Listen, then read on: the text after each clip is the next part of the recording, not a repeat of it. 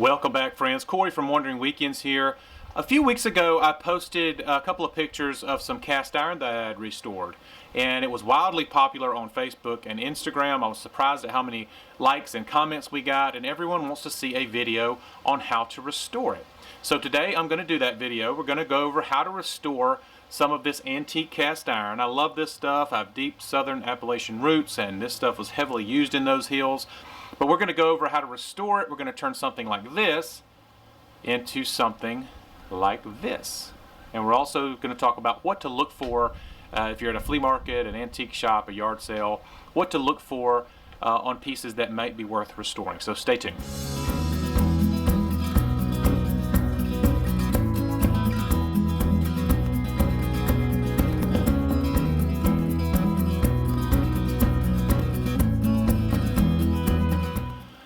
Okay, friends, let's talk about the pan that we are going to restore in this video.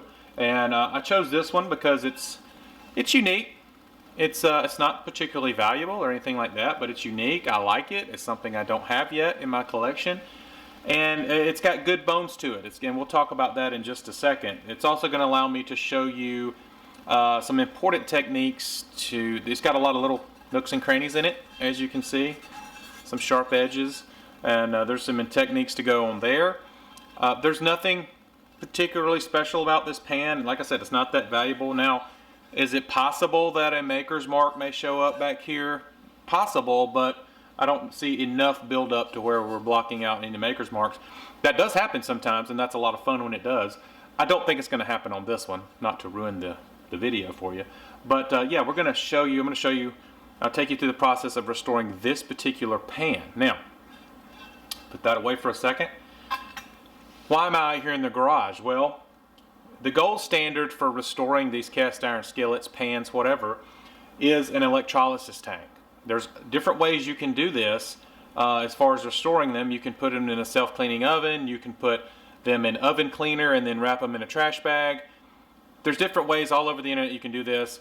The electrolysis tank is the gold standard as far as most collectors are concerned. If you've gotten a piece that has been restored through the electrolysis tank, that's about as good as you're going to get. So, about a month ago, I decided it's time. I used to do the old self-cleaning oven, but I thought it was time to make an electrolysis tank. I'm going to grab you off the tripod right quick, and we're going to go over how to make one of these for yourself. Okay, let's talk about what's going on in here, and if you're intimidated by electricals, this may seem like a lot, but really it's not. Okay, so the basic build of the electrolysis tank, you need a sacrificial anode. Basically, for me, I'm using plate steel I bought from Home Depot. You can get that over in the welding area in Home Depot. I'm using two sides, so you'll see I've got a piece here and then I've got a piece over here. The reason I do that is because when the charge is coming from both sides, obviously it's going to get you done that much quicker. So if I just had this side, it would work, but generally the pan on this side is going to get clean, and then I'll have to come out and flip it over, and it has to clean the other side. So it kind of cuts down my time a little bit. All right. You'll notice these alligator clamps are just simply connecting this plate to that plate. That's all that is. This is just probably using too much wire. Like I said, I'm not an electrician. This is connecting from the battery charger. We'll talk about that in just a second. And this, the negative, is what I will put on the pan. So I'm going to show you all this in just a second in action. You're going to want to make sure that the pan is not touching either anode. And basically, this is going to seem like the electrical charge is going to pass through the pan and clean the pan from the inside out. Now, here's a big trick with this. This is going to be the tough part for some of you. You're going to have to find, there's two ways of doing this. You're going to have to find an old type battery charger. I ended up finding this one for 15 bucks at a local pawn shop. The new battery chargers they call themselves smart chargers. They're going to look at this as a charged battery, and they are not going to work unless you hook them to a dead battery and then do all of this. So there's YouTube things on how to do that. I just went and found an old battery charger. Many of you probably have one sitting around, or maybe have a granddad, a dad, or an uncle, or you know, grandma or something's got one sitting around, that's going to be your crutch. These are hard to find now. So if you can find one, this is going to be easy. Now, another crucial element about the tank, you'll notice that this basically looks like coffee at this point. I've cleaned several pans in here. It pretty much never goes bad, but it's not just water. So we had to make that into an electrolyte, and the way we do that is with washing soda. So not baking soda, this is washing soda. My understanding is this is sodium carbonate, not sodium bicarbonate. That would be baking soda. So you can find that at Walmart. Pretty much anywhere that has laundry detergent will have a little rack of washing powders. So 2/3 cup per 5 gallons. That's a rough measurement, doesn't have to be exact, but 2/3 cup per 5 gallons. That's going to get you all set up with your electrolysis tank. Now let's get our pan dipped in there and what I call roasting. Okay, this is actually very, very simple. I'm going to take the pan here, and most pans are going to have a handle you can hang them. So we're going to just take a zip tie. We're going to zip it on the first couple of clicks. That'll leave us room for adjustment if we need it. Some people like to brush this off a little bit. It's not going to matter. The pan's going to clean itself from the metal out. So you'll have more stuff as residue in there. Like I said, it really doesn't matter. You can do that if you want. I use a stick. You can use a piece of PVC. Anything that does not conduct electricity, of course. And we're simply going to dip it here. Kind of cool, some of that rust coming off, like smoke. And we're going to scoot it over a little bit, because like I said, we don't want it touching the... Now you'll notice, I don't know if you can see there, it's all the way in the water, right? Well, I don't want this negative touching the water. I want it touching the metal. So I'm going to tighten it up, get it out of the water a little bit. And that should set me up fairly well. Yeah, you can see that. Now all we do is we're going to set this negative right there, clamp it on. And then I'm going to plug it up, and I'm going to show you how you know it's working. All right, you can see my little indicator here on the battery charger. So I'm going to plug this in, and if it shoots up to here, we know we're working. See what we get.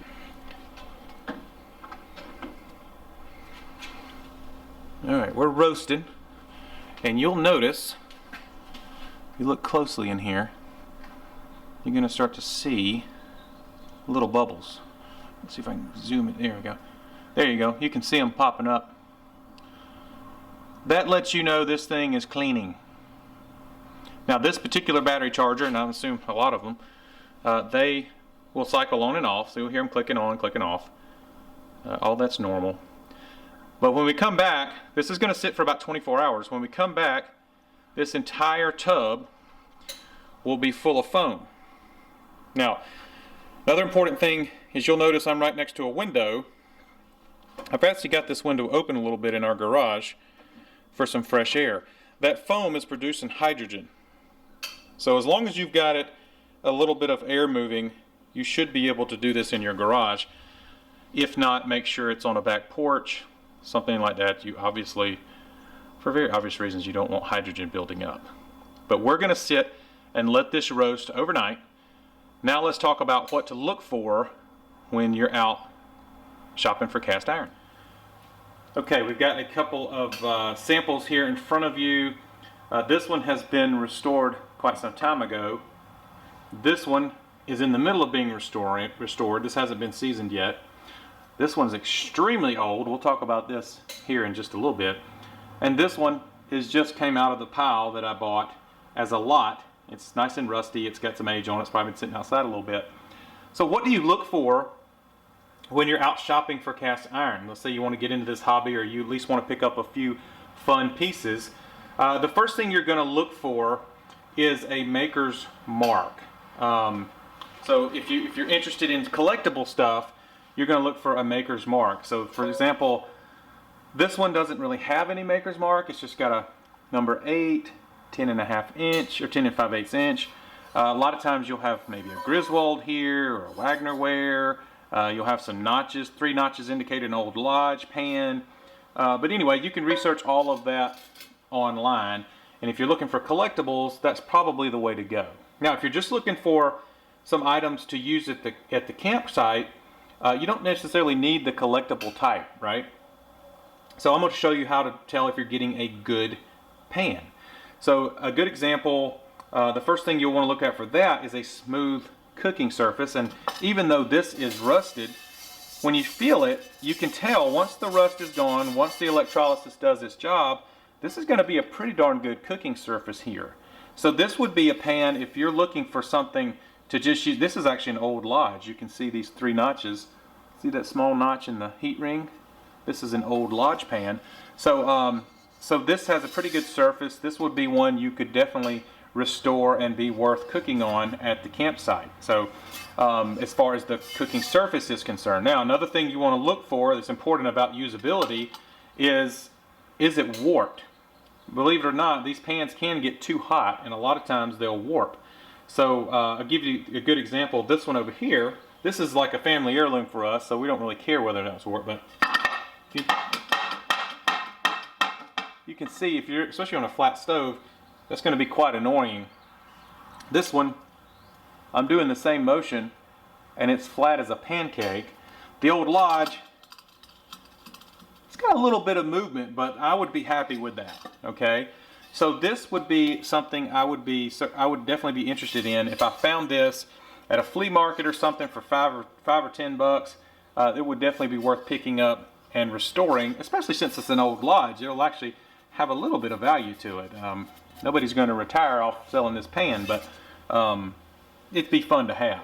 Now, the thing about having a smooth surface, what can happen, and this pan here is very, very old. This pan was built to cook over coals. We know that because it's got feet on it, right? And you can see it's been used so much, it pretty much has a hole in it. And you can see the pitting as well is just really severe. Unfortunately for this pan, the usability is about done. You could try to restore it. Maybe you could get a grinder out. I'm not sure. You even got a little bump right there where it got too hot. But the best use for this pan is possibly use the electrolysis tank, see if you can get some rust off of it, and then paint it with a rust blocking black paint. And that's just going to make for nice decoration. That's pretty much what this has come to at this point. This is probably, you can tell this is an old cast brake. There was a cast brake right here. That's what got too hot. This pan is probably from the 1880s. I'm not a complete expert on these things.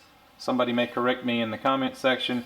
But this is an old pan, and it has served its owners very well. But its lifespan as far as a cooking utensil is pretty much up. Now, you can make a planter out of them. You could, like I said, you can use decoration, whatever else. But as far as actually using them, I wouldn't plan on using something like this. You'll find a lot of even newer cast iron pieces will be pitted like that. So if it's really, really pitted, it's probably just set it out to pasture. But these cooking surfaces are actually really good, even though that one's pretty warped. So probably wouldn't choose that one. Anyway, that's what's to look for. You can go and look up articles on Wagner and Griswold and Lodge and miscellaneous markings. There's ad nauseum that type of information online. We're not going to go into all that. Griswold and Wagner ware are pretty much the king of collectible pans, and maybe I'll show you a couple of those at the end of the video. But if you just want one to use, that's what to look for. Okay, friends, let's get this. Been about 24 hours, almost exactly 24 hours actually. Let's get this out of the tank. I think it's important for you guys to see me pulling it out of the tank, because you're going to notice that it doesn't look like bare iron yet. You'll see that here in just a second. I'm going to let it get this one last little cycle. There we go. So I'm going to take the negative off, put it right here. Actually, I should have unplugged my battery charger first. So unplug your battery charger first, and then make sure your negative's over here. And you'll see, I'm going to pull it out. And it still looks rusty, right? Can you see that? A little bit. So basically what the what this has done is made my cleaning 10 times easier. 10 times the minimum. So you'll notice all of the bubbles here on top. But just wanted to make sure you see that it still looks rusty. That's where the next step comes in. Okay friends, brought it inside to the sink, and I'm going to spray a little bit of Barkeeper's Friend on it. So that's what I like to use in this step. And you'll notice I haven't cut the pull tie off yet, because I don't know if I'm going to have any stubborn parts I may need to go back in the electrolysis tank. So we're going to see what we get here. I like to use these particular brushes because it's got this side here to get in the little nooks and crannies. I found that to be extremely useful. I'm just getting the big stuff off right now. I think we're going to be in pretty good shape. When I rinse this, you'll be able to see.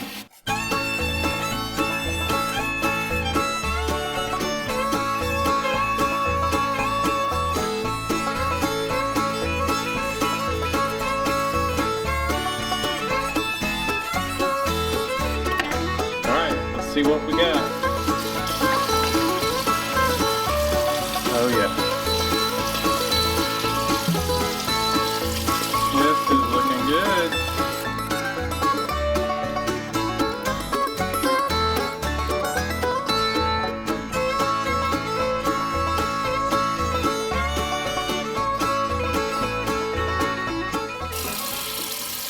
So we're getting there. Still got some stubborn stuff here. I'm gonna dip it another 8 hours or so in the electrolysis tank. You know, don't be in a hurry with them. You only got to do this once, and then if you take good care of them, you shouldn't never need to do it again.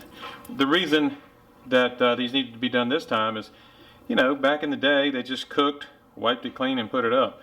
They didn't take care of them as they should have. They had too much other work to do. So, but you can see we're getting there. This is going to be a nice piece. It's nice, nice and sharp lines, no pitting. It's going to be a cool little piece. Now, you'll notice this part doesn't get into the electrolysis tank. Almost always, you don't ever have carbon buildup here because it's away from the fire, right? So we'll just hit that with some steel wool. I'm actually going to hit this with a little steel wool to see if we can take anything else out, and then if not, we'll put it back in the electrolysis tank.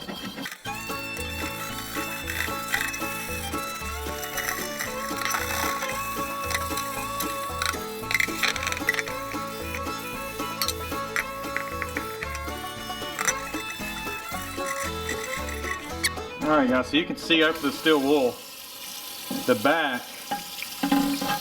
is pretty much done.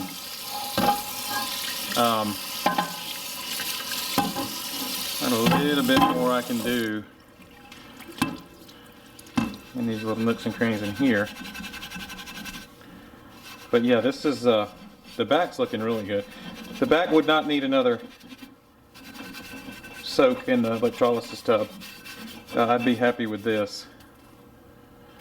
Got a little bit of steel wool work to do, but not a whole lot. And this pan is going to be a good bit more difficult, this one I'm doing today, than a normal skillet. Obviously you just got a smooth surface on this side and a smooth surface on that side. You're good to go, but you can tell this one's a little more difficult. I figured we might as well do this one for the video because it doesn't get too much harder than this one. Now I did a cornbread pan. Let's see if I can show you that one. Those nooks and crannies were fun, but it came out nice. I'll get this one a little more time on the steel wool and back in the electrolysis tank. Alright guys, so I ended up leaving it overnight.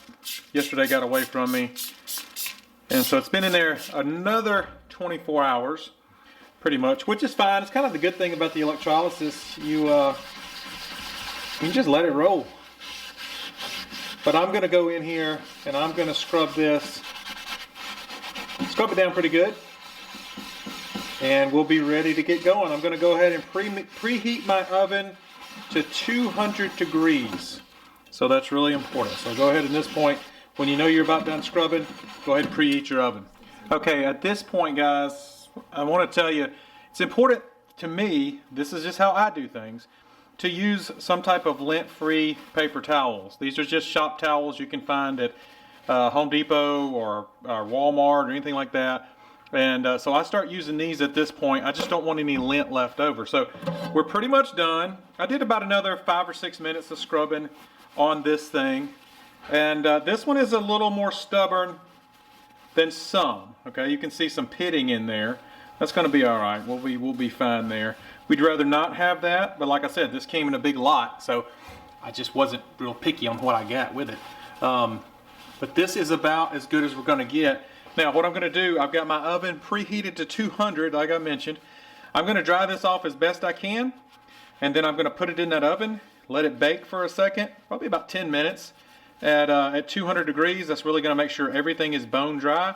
It's also going to prep the metal for the first coat of oil. So we'll get it dry, we'll get it in the oven, get it dry, then get it out and start coating the oil. Now I'm going to go put this in the oven.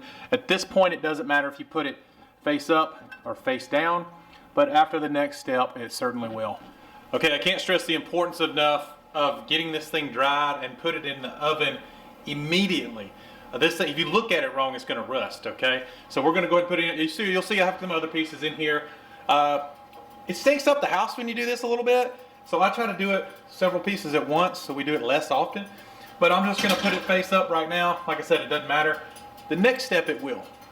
We're going to let these sit for about 10 minutes, let the metal heat up good. Okay, while the cast iron is heating up, let's talk about what we've got ready to go to season. Okay, so I just use an old paintbrush.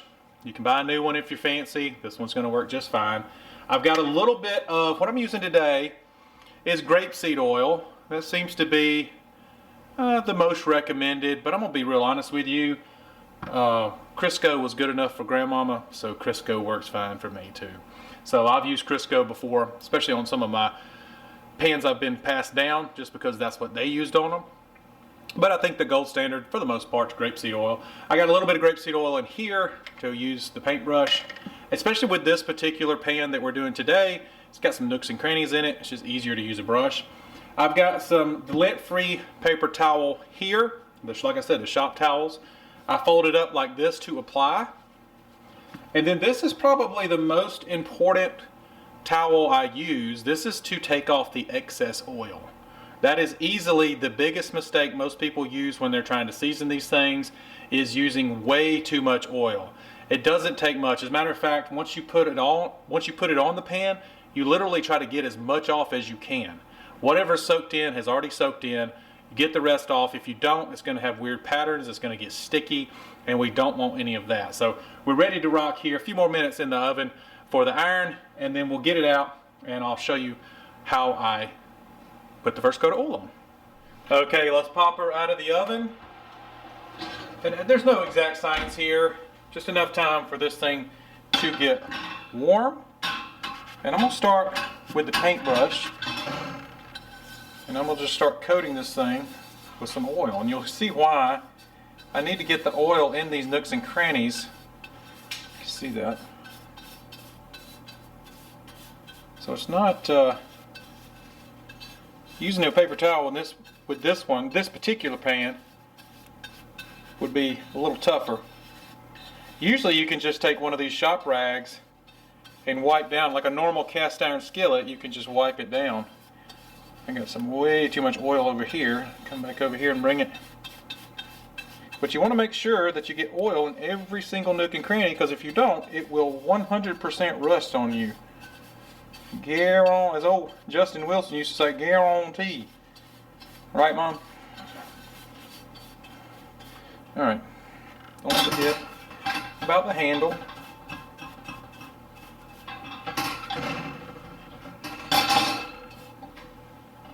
Oh, see? Got this little crack in this one. So that's what happens sometimes. You can kind of see a crack in this pan. There's one right here.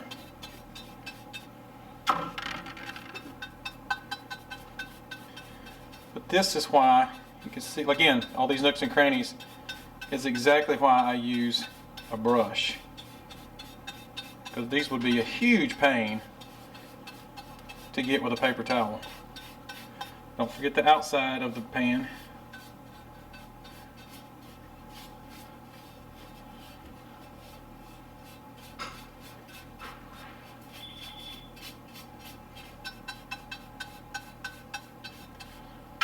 More. I mean, this is no more than, I wouldn't say not even a teaspoon of oil. As you can see now, we're looking pretty now. Starting to look pretty. Now, like I said, this is easily the most important part. And by the way, I love these Blue Fire gloves, oven gloves. They work great. I'll link them in the description box if I can remember. Now you're literally going, this is the most important part of the whole process, guys. You're going to go in and try to get as much oil off of this pan as you can. I know that seems counterintuitive because you think that the oil is protecting it, and you're right. But all the oil it's ever going to absorb, at this temp anyway, it's already absorbed. So you're not going to bother the process here. You're actually going to make this into a better seasoning. Just be careful, because even at 200 degrees, this thing is hot. What you think about it, Beck? Good. Yeah, we got a very significant crack here. So Beckett, please don't move the camera, buddy. Thank you. I don't know if you can see it or not, but there's a big crack right along here. So that's not good. That would be, you know, something that probably didn't show up because of the carbon buildup, but it is certainly there now. Doesn't change anything. I just would be less likely to use this one cooking a whole bunch. And you'll notice I'm spending a good bit of time on this because, like I said, this is easily the most important part, and this is the part that most people mess up. So they think if they cake it on, it's going to be a better seasoning, and it only ends up being sticky, and weird patterns show up because the oil cooked and pooled, and yeah, it just ends up not working out for them too well. So the biggest part being it gets sticky. If you see a old pan at the antique shop that's real sticky, no offense, but they didn't know what they were doing when they were seasoning it. Alright, I'm going to get this finished up. And even though it's got a crack in it, it's still a cool pan, so we'll still obviously go through the whole process. But I got most of the shine off of it.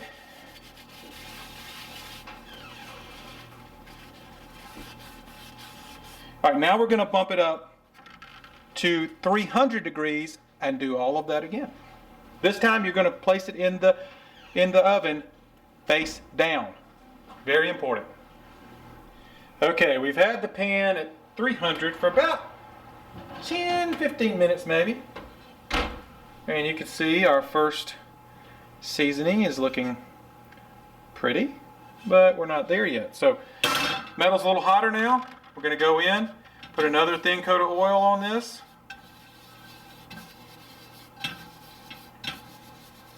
We're going to do the same exact process we did at 200 degrees, except this time we're doing it at 300 degrees. Again, coating the oil and then wiping off as much as we can. So I'm just going to do a real quick coating on here. Make sure to catch everything.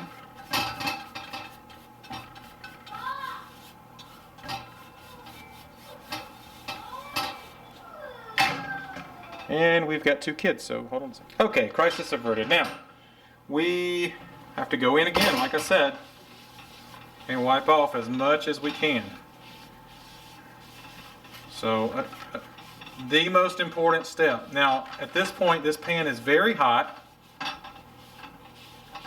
Any little slip, you're going to burn the tip of your finger. So, just a heads up on that. And again, I like that I'm doing this pan because this pan is certainly a little more challenging than most of them, because a lot of times you got the smooth surface on the inside. You just wipe it and wipe it off, but it's important that you get into these little nooks and crannies. So this one's taking a little bit longer, but we'll also have a more unique pan. So I'm going to finish wiping off the oil in this one.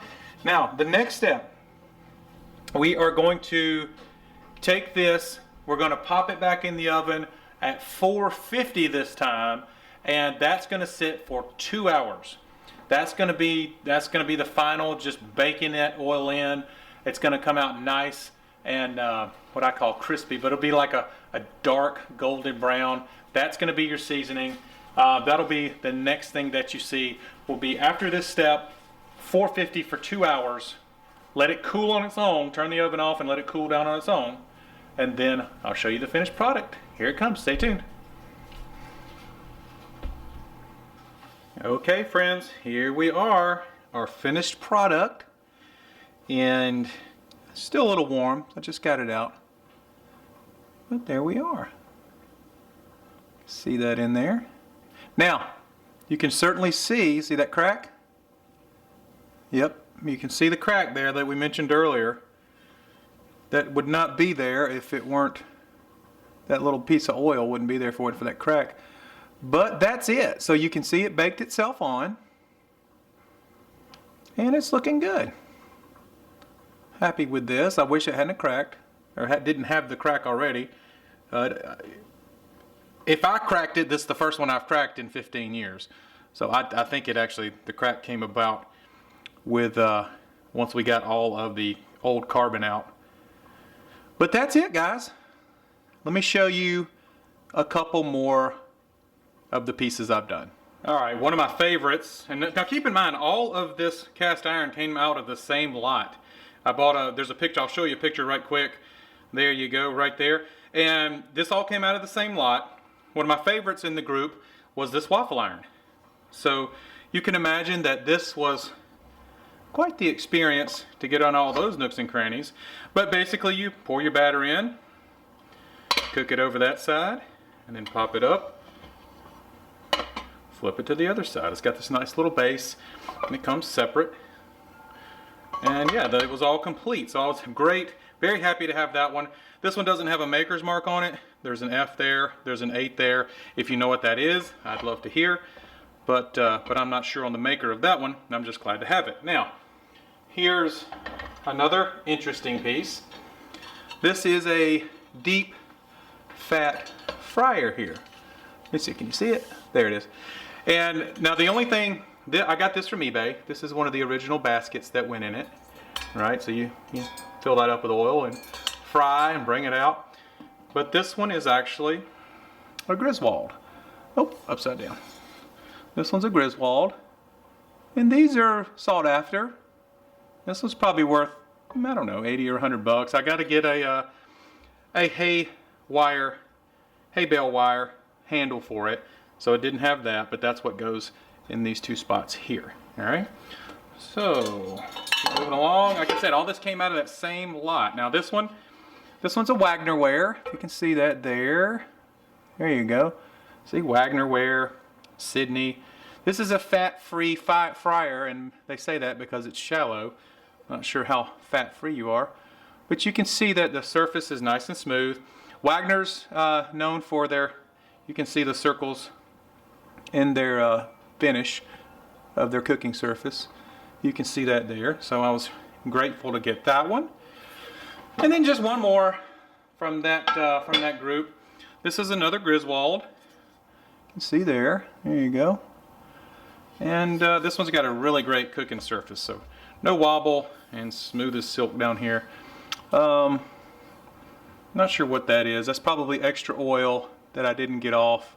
There you go. You can kind of see it there with the light.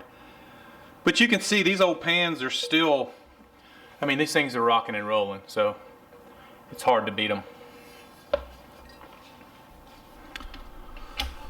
Well, guys, I hope you enjoyed this. This is just one of my hobbies that I do from time to time. I was lucky to find that lot of stuff. And if this was useful, which I hope it was, go out and get you a couple of pans. No matter how rusty they are, just make sure you follow the instructions, what we talked about earlier, and see if you can do this. It's really not that big a deal. It's not that hard to do. So I hope you enjoyed. Share the video. It always helps the channel. And consider subscribing. See ya.